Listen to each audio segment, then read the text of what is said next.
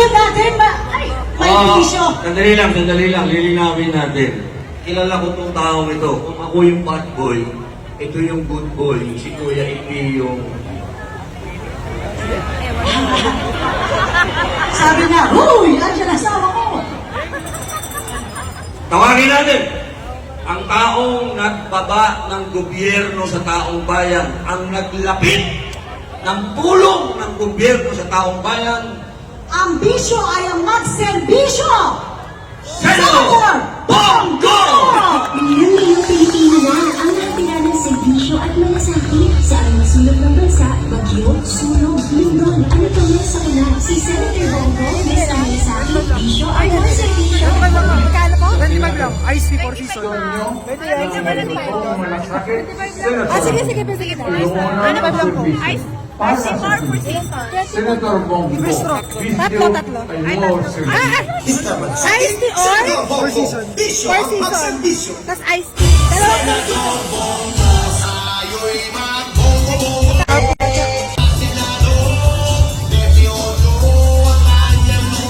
magandang gabi po sa inyo lahat. Assalamualaikum sa mga kapatid kong Muslim, sa mga kapatid kong Bisaya, ngayong gabi, magandang gabi sa mga Ilonggo, ngayong gabi sa inyo, mga parinting ko man ang mga Ilonggo. Ako po'y mahay na gabi rin po sa mga Bicolano na ipagmamalim, sa mga kapatid kong Pilipino, magandang gabi po sa inyo lahat. Kanina po, papunta ko rito, galing po ako doon sa isang invitation rin po. Maraming lumalapit, nagpapasalamat. Ako po ang dapat magpasalamat sa inyo dahil binigyan niyo po ako ng pagkakataon na makapagserbisyo po sa inyo lahat. Maraming salamat po. Hindi ko sasayangin yung tiwalang binigay niyo sa akin. Hindi po ako politiko na mangangako sa inyo. Gagawin ko lang po ang aking trabaho para sa Pilipino dahil bisyo ko po ang magserbisyo sa ating mga kababayan Pilipino.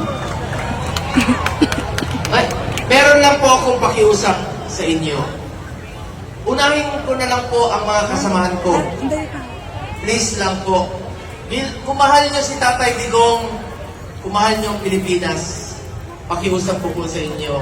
Tulungan po natin ang Duterte, mga kababayan ko. Bibilisan ko na lang po. Unang-una, Atty. Jimmy Bondoc, isa sa hikayat kay Pangulong Duterte na tumakbo siya bilang Pangulo. Ayaw niya sana tumakbo noon, pero ito si Jimmy kumanta siya ng takbo. Bugado, asset ito, at sana'y maging kasama ko sa Senado. Senator Jimmy Bondoc. Palakpakan ko natin! And of course, ang aking seatmate, 24 years na kaming magkaibigan, magkasama, kumpare. Instead ito, talagang asset ito at hindi magiging successful na labanan po ang kriminalidad at hindi magiging successful ang administrasyon ni Pangulong Duterte kung hindi dahil kay Senator Bago de la Rosa. Palakpakan po natin, please, tulungan po natin. Pangatlo naman po, Iloilo, mga Tesoro po, patanggihan nyo yan, ang iba ay Ilonggo. Ang representative ng Ilonggo, Attorney J.B. Hillo, palakpakan po natin, tulungan po natin. And of course, meron rin tayong representative ng Ilocano. Cesar Chairperson, abogado, secretary, political advisor po sa Luzon, Attorney Raul Lampino. Palakpakan po natin. Please, tulungan po natin ang ating kapatid na Ilocano. And of course, next, ang ating mga guest candidates, classmate ko sa Kongreso, sa Commission on Appointments. Magaling, talagang busisisiin ka. Hindi po ito manlulugi ang gobyerno pag nandiyan po ang magaling, isa sa aking hinahangaan na congressman po sa buong Pilipinas. At gusto kong maging kasama. Long overdue na po ito sa Senado. Please lang po, Senator, Congressman Dante Marcoleta. Palakpakan mo natin! And next, bakit ka nagtago dyan sa likod? Best friend po ni Pangulong Duterte. Mas una pa itong naging magkaibigan sila, magkasama ni former Mayor Rodrigo Duterte. Ang kanyang spiritual advisor, alam niyo, mabait, matulungin po. Isa po ang kanilang layunin ni Pangulong Duterte, tumulong talaga sa mga mahirap. Pastor Apollo C. Kibuloy. Tulungan rin po natin!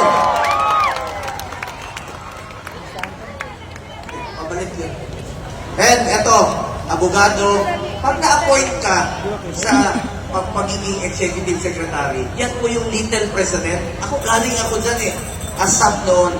Ibig sabihin, magaling, matalino ka. At asset ko ito sa ating gobyerno kung sakaling maging senador. Senator Vic Rodriguez. Palakpakan po natin, please! Tulungan rin po natin! Ito, nagawa na niya ang lahat sa buhay. Multi-awarded actor, isa lang po. Nakaikot na rin po siya sa buong Pilipinas. Alam niya ang naging problema sa ating bansa. Lalong-lalo na po sa baba, sa grassroots level. Tulungan po natin. Long overdue na rin po ito kasi 71 years old na siya. Pero may asim pa ito. Parati kong naaamoy kasi magkasama kami. May asim pa talaga. At ngayon, ang ating Mr. Efektibo sa Senado. Mr. Efektibo, Ipe Salvador! Naikot na rin po niya ang buong Pilipinas, mga kababayan ko. Last but not the least, kailangan rin natin ng doktor sa Senado. Sinong mga marites dito? Sabi ko, mas maraming marites dito. Doktor, kailangan natin ng doktor sa Senado. Walang doktor At meron po ako magiging kasama sa health, di ba? Dr. Richard Mata, palapakan mo natin! Ako naman po, bilang inyong senador, I have authored 18 laws. I have principally sponsored 84 laws including upgrade of public hospitals. I have co-authored and co-sponsored 189 laws at wala po akong absent sa Senado sa loob po ng 6 na taon. Makikita niyo ako, nandiyan dyan sa Luzon, Visayas, Mindanao. Hindi ko po matiis na nakaupo sa opisina habang nangangailangan po ang ating mga kababayan.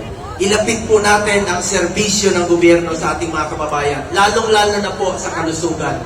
Bilang chairman ng health, malasakit centers, super health centers, at regional specialty centers. Chairman din po ako ng sports, ilayo natin ang mga kabataan sa illegal na droga. Proud lang ako bilang chairman ng sports. Dati kulela tayo. Ngayon po, nakamit natin ang first ever gold sa 2020 Tokyo Olympics. At nakadalawang gold tayo sa Paris Olympics. Suportahan natin ang ating mga atleta.